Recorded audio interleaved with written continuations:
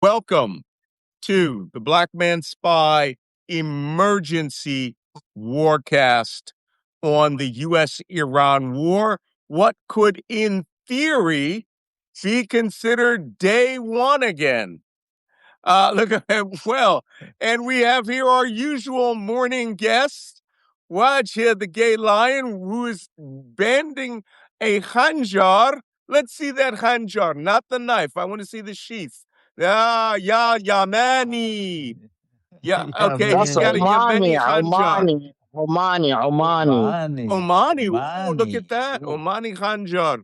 And who is our Saudi Arabian Middle East expert, and Jacob Kaarsbo, Danish intelligence officer extraordinaire. Some of you might be surprised to see us because you just saw us a few hours ago. All right? You notice I'm hoarse in my voice, not because of anything else that's going on. It's because I have been podcasting, interviewing almost all day since we got off the TV this morning. So let's do a little administration. This is an emergency live. We are here because the situation has changed dramatically. And what we are going to do is I'm going to answer some of the questions, intermediate questions, until we can reconvene tomorrow. Unfortunately, tomorrow I will be flying back to the United States from England at the exact time the podcast is going to begin.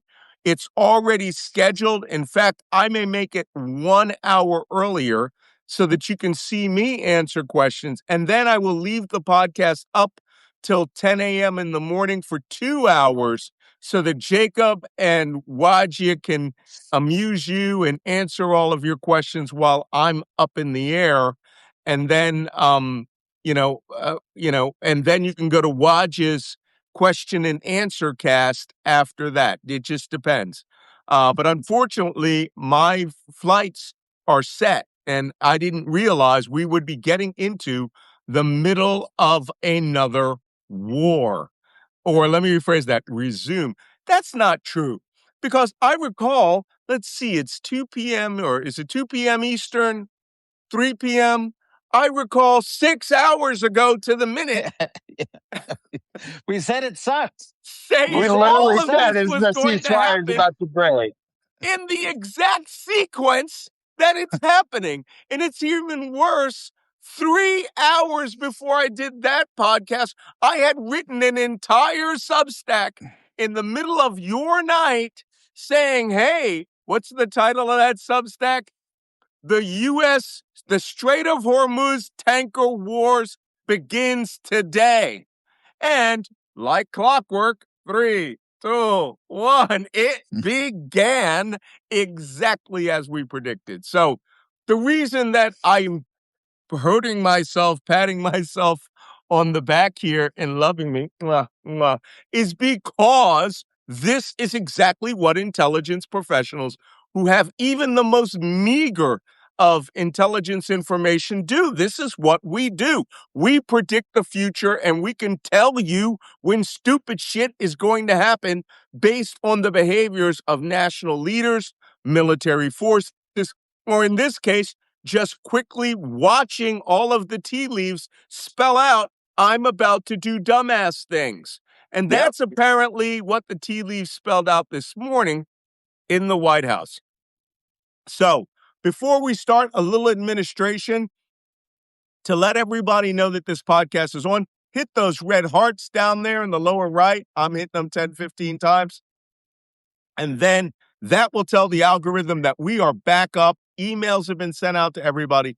People are going to have questions. We only have 1 hour. I have to go from here to do Times of London radio as soon as I'm done. And everyone wanted me in the studio today. They were like, you're in London? I cannot jump into cabs and go from here, Whitehall to London Bridge for 10 minutes, right? So everybody gets the podcast format today, including radio and television. Another thing I'd like you to do is I have a chat open down there. If you look on it, it's called the Emergency U.S.-Iran Warcast. I'm going live now at 3 p.m. Post your questions in that chat. I do see your narrative down here, but post your questions. We've already got some very specific questions that have already popped up. I like this one, right, from Teresa Sylvia. Isn't it great Let that you're overseas, Malcolm?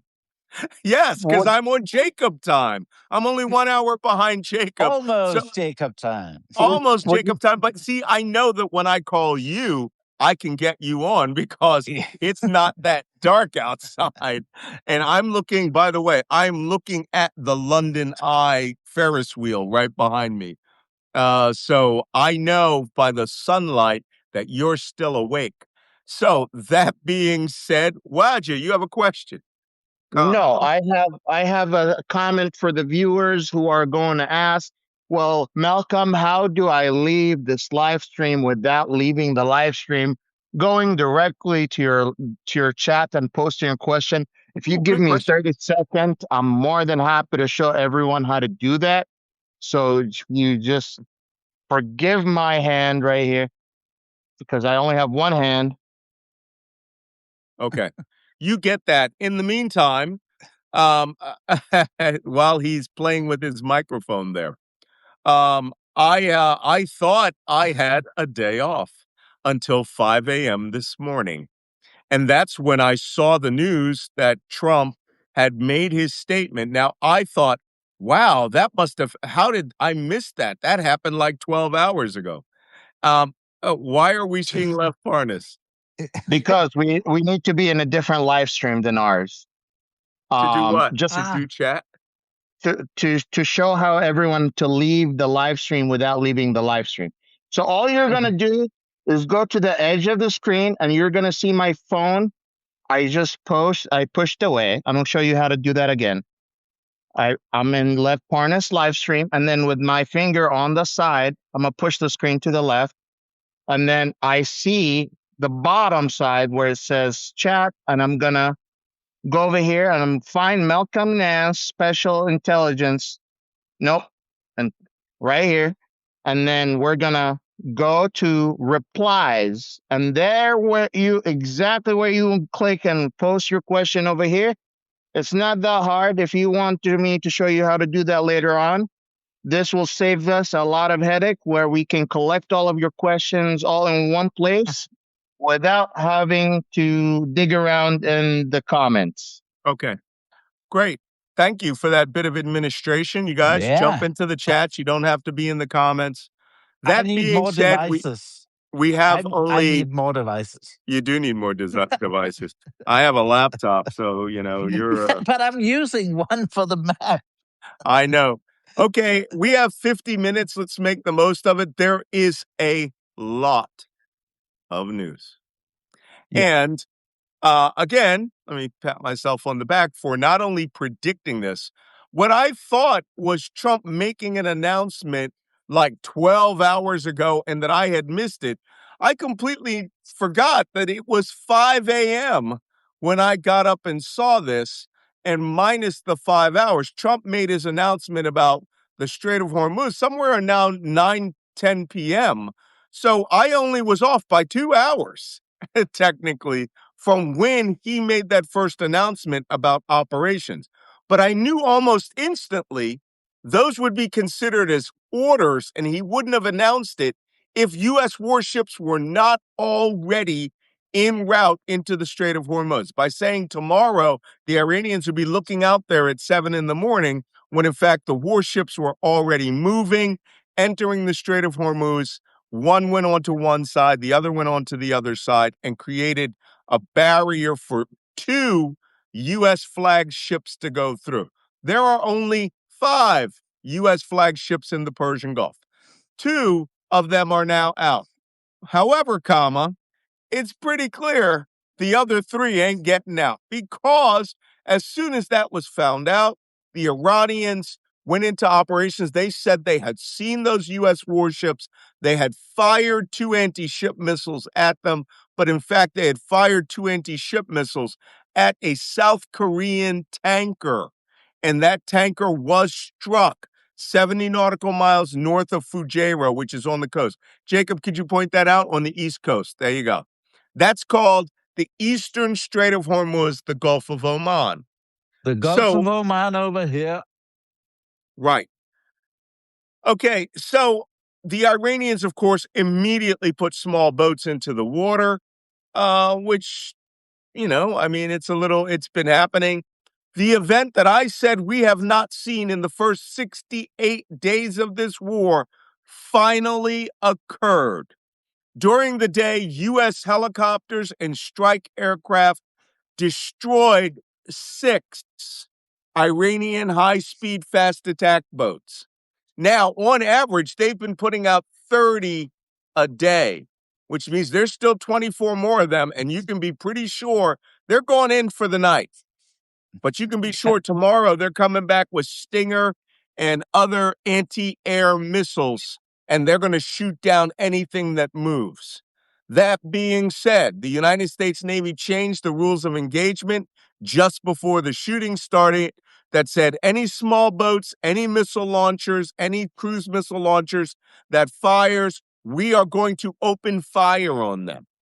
The Iranians took that as a challenge, came out, attacked ships today, and the Americans opened fire on them, sinking 6 small craft. Now, as we said this morning in the Substack, despite what a lot of people think, this is a violation of the whole freaking afternoon has been a violation of the ceasefire. And technically, the United States and Iran are back at war. And just to prove their point, while I told you when I was talking to Mario Nuafel about the ballistic missile threat against Iran, United Arab Emirates, that actually happened. A ballistic missile warning went off while he and I were talking. It was canceled later because it turns out it wasn't a ballistic missile. We found out 3 hours later what it was. It was cruise missiles or drones that were heading to Fujairah. And the United Arab Emirates Fujairah transshipment point that has over 300 ships in the harbor was struck with Iranian cruise missiles and drones today, and they hit the place that would hurt the most, the fuel storage bunkers. How many times have we talked about that here?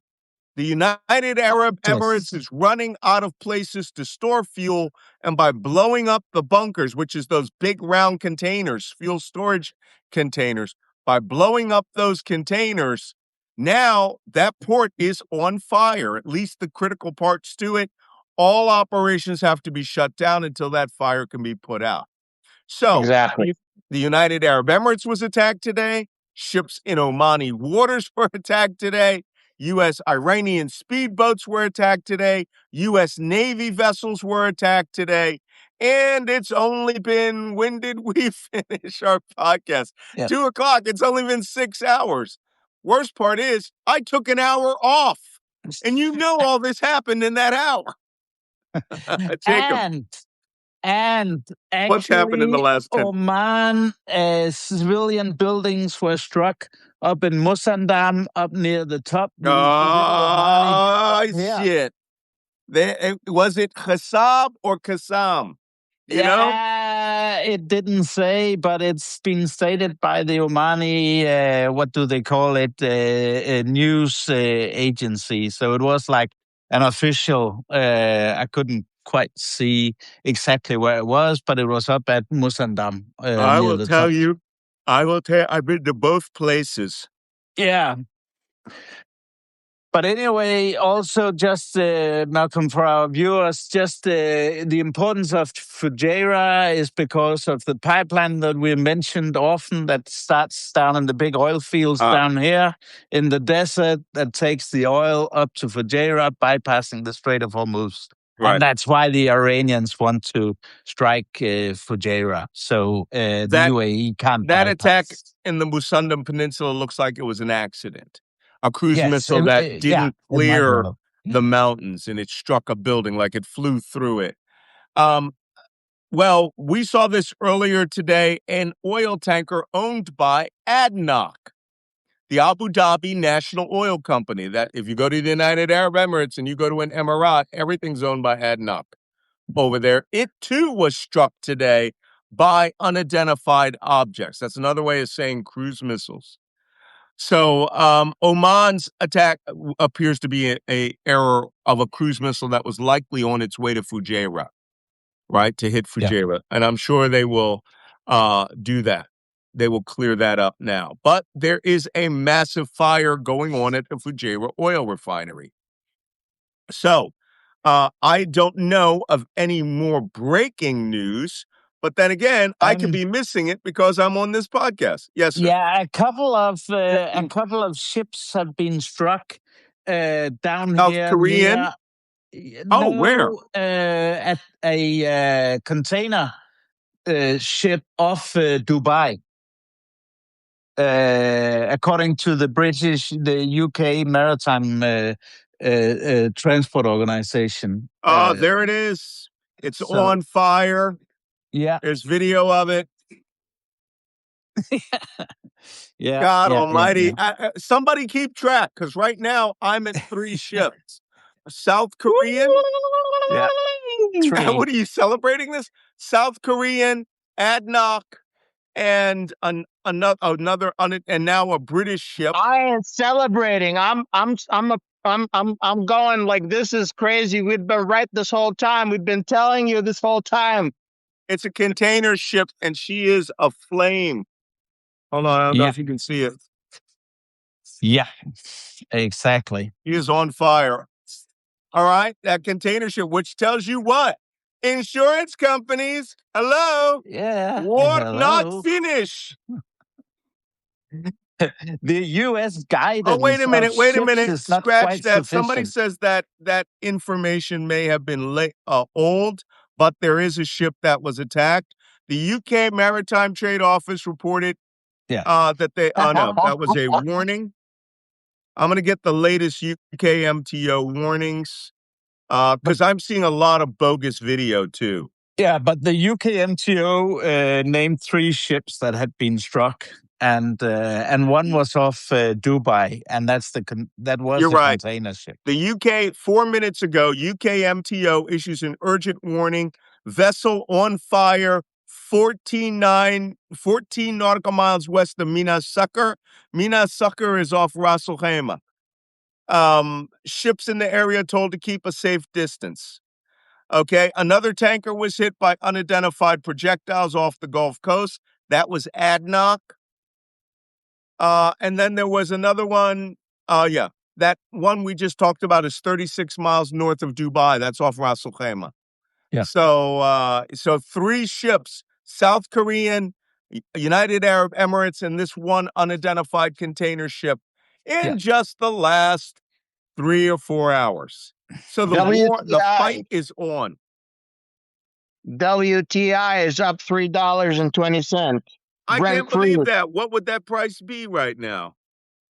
105.14. Oh, I recall it was at like 101 this morning. So Brent is like 110 or something? 113. Brent crude is at 113. I knew it. $5.69.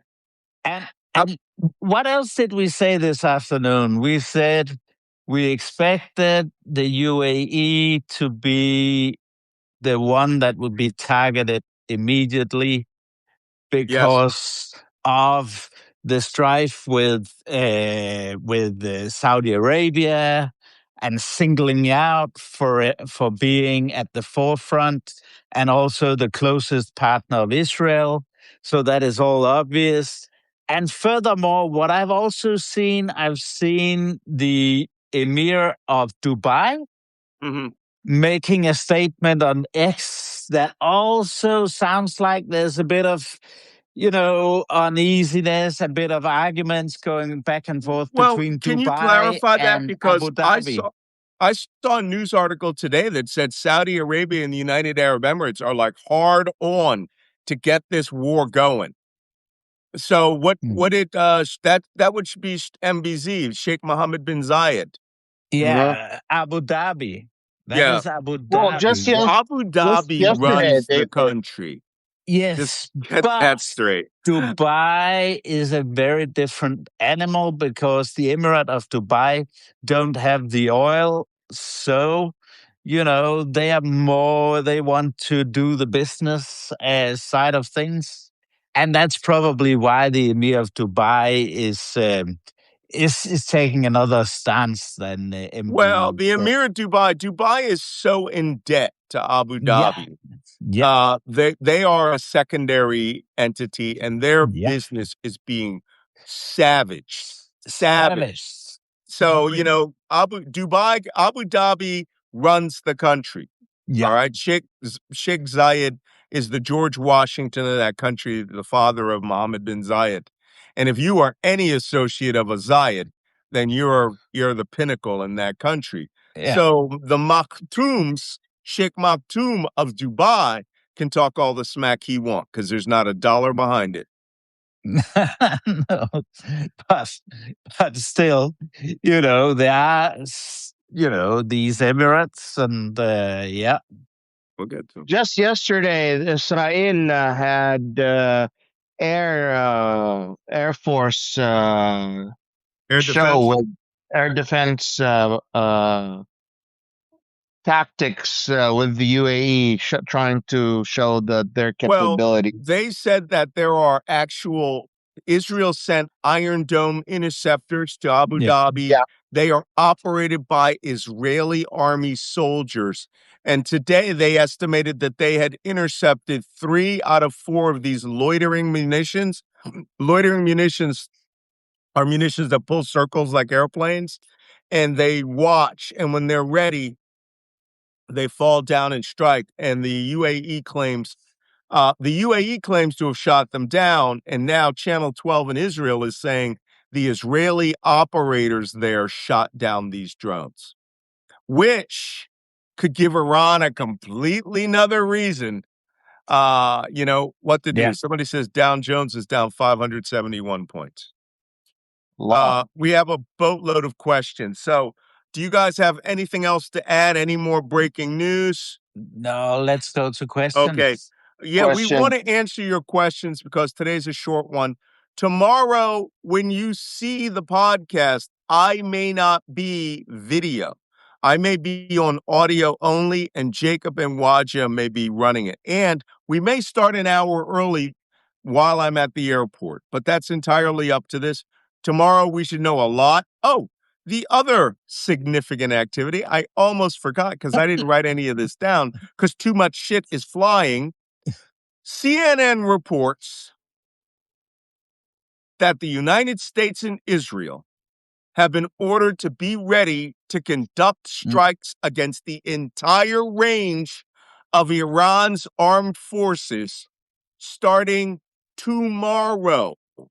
Well, I'm in London. Jacob, what time is it there? 9 o'clock? Yes, more or That less. tomorrow is like 2 hours. I think they're 1 hour ahead of you, right? And Trump said Iran would have 24 hours until it would be wiped off the face of the earth. Yeah, That was God. what he said. Yeah, sure, halas. They'll have a Lego video tomorrow out about that. I bet Bingo. you $500 Trump took extra dose of Adderall or Vyvanse today. And that's why Probably did. He probably did. Okay, so now that we have, that's really all the news that we have right now. You really needed to know this news, okay? Technically, the United States and Iran are back at war. And I have people going, no, they're not. It was a ceasefire. Hey, y'all, when you start exchanging missiles, sinking ships, here's the most important part. Now that Iran has attacked all these ships, they made a statement that the Strait of Hormuz is officially closed. Do not come to the Iranian multipass lanes. Anybody that's moving gets attacked. That's it. That's it. The insurance companies can go, a container ship with 2,000 containers is on fire. I'm not risking my $250 million vessel in cargo there. Trump did this instead of going to the negotiating table, he thought, oh, well, first we're going to blockade. By the way, heard the funniest joke about the blockade today. there's a character on TikTok called Drewby, and he's this guy. He makes these marshmallow characters, and he has a Canadian. He's from Vancouver, Canada, and he has a Canadian wisecracking reporter called Smorsy, and Smorsy says he's talking to J.D. Vance and Trump, and J.D. Vance goes, "The Strait of Hormuz is closed," and the character Smorsy goes, "Hey, you dumbass. If you put a closed sign over a closed sign, it's still closed." You fucking idiot. And so, but think about that. They had a closed sign, and Trump puts a closed sign over it. So today, did the Iranians put a third closed sign over it? But remember, the first war was not a war, it was a special military operation. And what's happening now is a project. It's not even an operation, Yeah. Malcolm. It's a project. It's Remember a that. freedom project. It's a freedom project. Freedom Project. And I just Yeah. find that whole thing of them changing the name to to Project Freedom. And it's like, really? You think you're going to fool us with this? The war is still going on. No, this is That's Project just Merkel. mindless stupidity. Okay, that being said, I am now going to the chat, and I will be looking. Here it is. I will look at your questions on the chat. I'll answer them. We'll do really fast as possible. There's some more comments in there. I like this one. Isn't it great you're overseas? Yes, it is. I can Guinness myself out of this story if I had to. But more importantly, I'm almost real time with what's going on. Right? Like I said, I looked at the clock. I was like, Trump made that statement at 9 p.m. I'm 12 hours late. Actually, 2 hours, 3 hours. I was up at 5, and that meant it was midnight in the United States. So I had only missed Trump's fuckery by a few minutes. So yes, it is, but I'm returning back to it. So we'll see what happens here. I'm sorry, we're going to hold off on your Putin-Ukraine questions. This really needs is an emergency chat. On the chat. Wajeeh says it's easier for you to find questions. Yes, that's very true. How could the U.S. Cash Flow Collective says, how could the U.S. military launch action against Iran without preparing to counter Iranian drones, Iran's primary weapon, and without consulting Ukraine, which has developed the world's most battle-tested drone defense system capabilities? This warrants serious analysis. If the Pentagon has been this slow to recognize the changing nature of warfare, what does that mean for the future of the U.S. military-industrial complex? Donald Trump is personally disassembling the U.S. military-industrial complex. Hundreds of billions of dollars of sales that we could have gotten, we've lost due to the, how can I put it, the assholing of the presidency, to where they feel they don't need allies, they don't need partners, and if you want our stuff, it's there, come get it, but we ain't going to market it to you. That's why Europe is on the rise now. If you want to buy stock, buy Rheinmetall. It's just amazing. So how could we launch an operation without preparation all the for drones? smaller European producers, because there's a big ecosystem, and Rheinmetall is quite high. Yes. But the one thing that is happening... Give us some small ones so we can invest properly. Yeah, besides, all the political stuff that's going on, the Trump administration has also canceled already placed orders by Estonia and a couple of other countries. Yeah, but they paid for them. Switzerland. Yeah, They exactly. paid for them. Exactly. So Trump is really undermining his own defense industry, because the Europeans need to say, well, we can't live without this stuff, so we have to get our shit together and not rely on the Trump administration for these supplies. They essentially Or not rely on the United States in the future at all, because Zelensky's already signed off on the United States. Says Ukraine, their relationship is done. They will not, they won't rely on them for weapons or intelligence anymore. And now that's shifted to France and the rest of Europe. And they say now Ukraine, since the combat base, materials base is expanded, really is on par to win. So that being said, let's go to the next question. Al Jazeera from My Name is Space Cat Al Jazeera says Secretary General of the GCC has offered strong condemnation and denounced Iran's attacks on the UAE. Do y'all see a bigger shift in the GCC against Iran in the coming days? I don't know, because the GCC states include Kuwait, which is barely hanging on, Bahrain, which has been wiped out of this war, Qatar, which cannot take another hit, No. right? And the And- UAE is pretty much flipping the bird at Iran. And you know, And Oman has already said no. yeah. And they would always say this. And the Iranians know it. And the Iranians don't particularly care, because they know that these countries are basically small and weak. And now they also know that the US ain't gonna defend them. Right. So they are really in deep shit. The only shift that I could see in the GCC in the future is that GCC is also a military alliance, but it doesn't have the same triggers that NATO does, and it doesn't have consistency amongst forces in weapons and equipment. I know the United Arab Emirates buys equipment on basis of patronage. They'll buy some French, some British, some American, so that it's relatively even. They even bought Soviet equipment that was shit in Yemen, but won't give. And you can be sure a lot of that's going to be secretly given to the United Ukraine in exchange for air defense. So the problem with the GCC is they don't actually act like a military command force. And when I was in Desert Storm and they had a GCC force, I had to meet with the commanding general of the Saudi Armed Forces, the Saudi Armored Brigade, who was the who would later become, he was a prince, later become the Minister of Defense.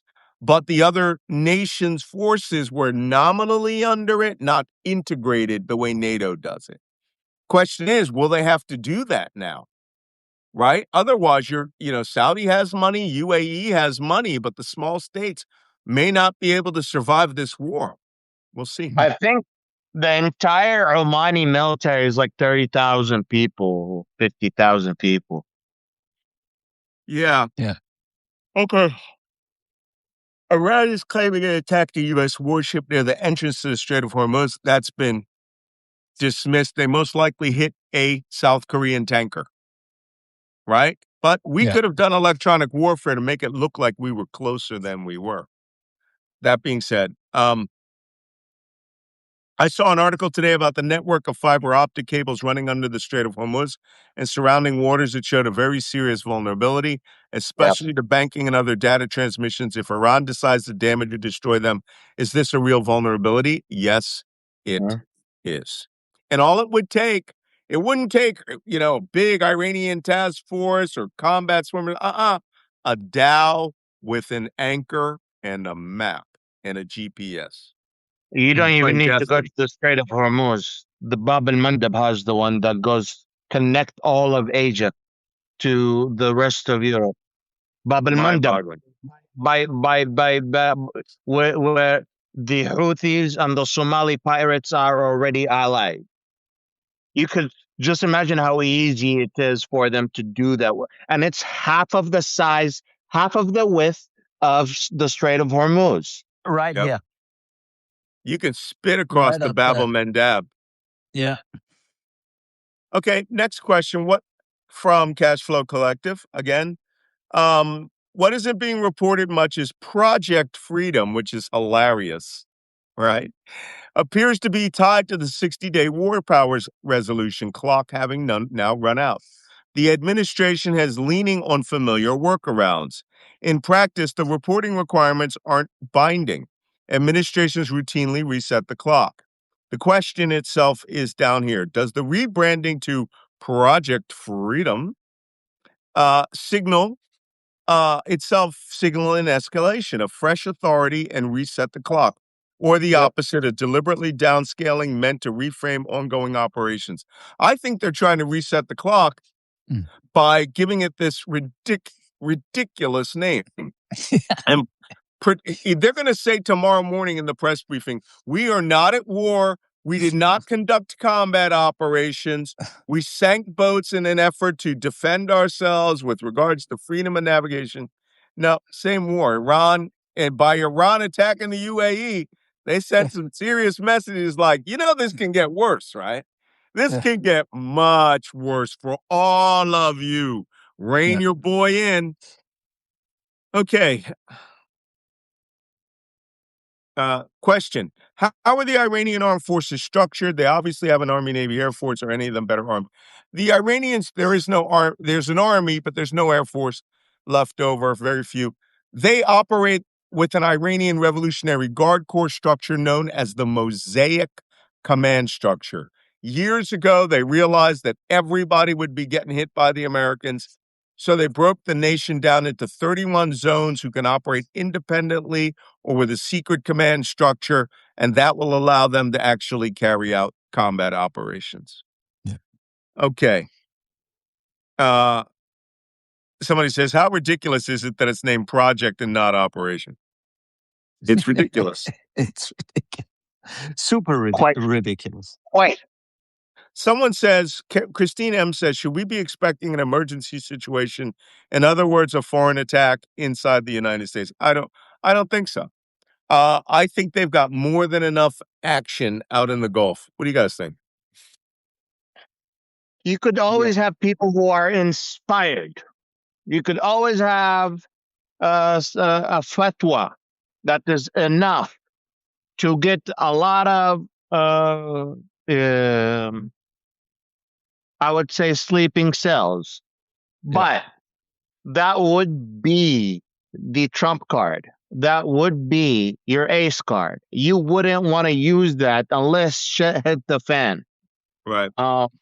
And all that would require is a fatwa from the supreme leader. And the IRGC, now whether the supreme leader is alive or dead, whether he is in and out or not, the IRGC are the only ones that have direct access to the supreme leader. Meaning, if the IRGC decides tomorrow that or today is the time for a fatwa to come out for any and every Shi'i out there and out and about to join this fight, then they could decide to do that. They have the capability of doing that because this is considered to them a jihad war, a religious war.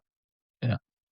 Plus, what we've also seen here in Europe is the Iranians recruiting criminal groups to do the dirty job for them. Of so course. they would have people here in Europe trying to recruit in the criminal environment amongst organized criminal groups to have them do hits, and there'd probably be a high price for a U.S. or Israeli target. Now, It doesn't mean they're able to do it, but the intent of doing it, I would say, is very much there. Yeah, that's true. I don't think that it's viable in the United States. People aren't like that. Like, oh, I'll give you $100. You can go do a terrorist attack for us. I think the Iranians are more than willing to let this happen in the region. Just let it happen. Okay. Breaking. Iran says it had not permitted the plan to attack the oil facility in Fujairah, UAE, adding that the fire at the energy site was a result of a U.S. military advancement. Iran State TV reported, citing a military source. The source said that the Iran forces targeted U.S. military action aimed at creating a passage for the illegal transit of ships through the restricted route of the Strait of Hormuz. The source added that the U.S. officials should end what he described as use of force and diplomacy and stop military adventurism.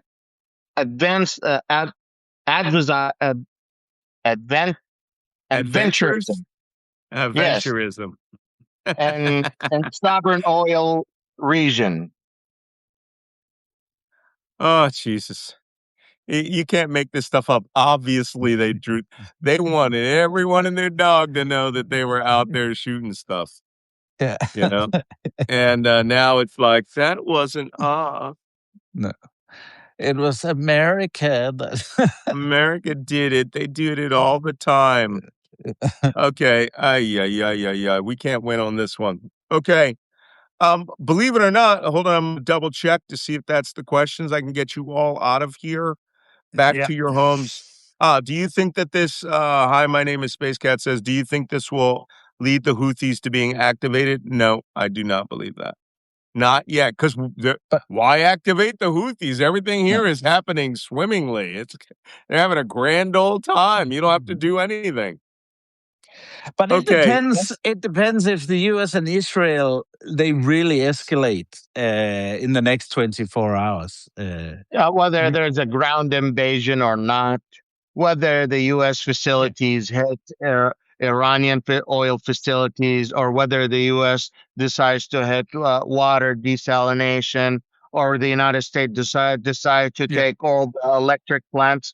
All of those plays as factors, and whether the Houthis come in and other factors come in, all of that are small decision factors.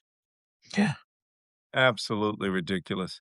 There's an Yeah. interesting comment from David Ignatius today on MSNBC where he said, presidents avoided war with Iran for 47 years. Iran is big, wily, smart, no easy exits. How many times have we said that on this show? Trump blew through his briefings, thought Iran would be Venezuela. He would show up, U.S. forces would show up, they'd capitulate and be done. Now he's stuck. No one's rushing to help, and he's learning about unanticipated consequences the hard way. The greatest negotiator walked into a trap. Unanticipated. We anticipate that shit all the time in the intelligence community. You're just too stupid to read it or Yeah. listen to us, right? Yeah. This is what happens when of ultimate hubris. They don't care what we say. We're smarter than everybody else. That's what these MAGA people think. Yeah. Absolutely ridiculous. Yeah.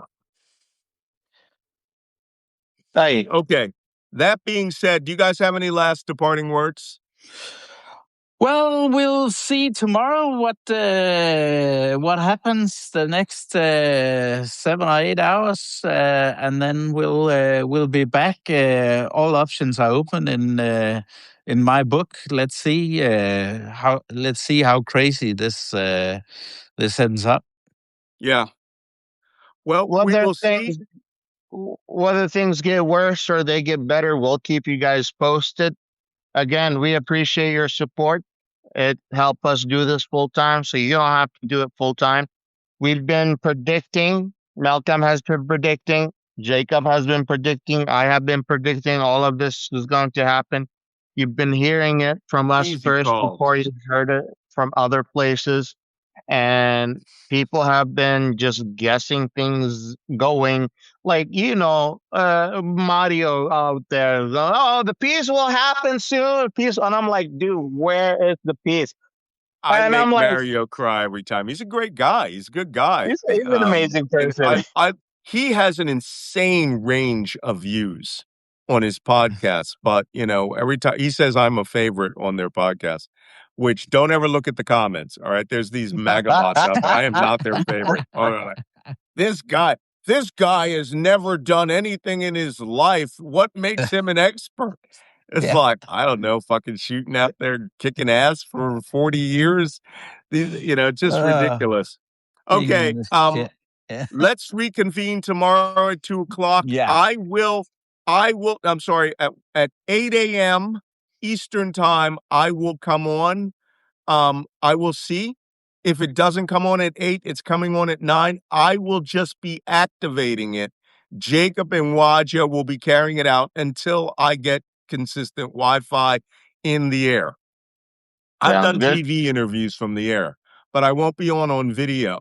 But if more action starts tonight, it'll start at 8 a.m. Watch your schedule.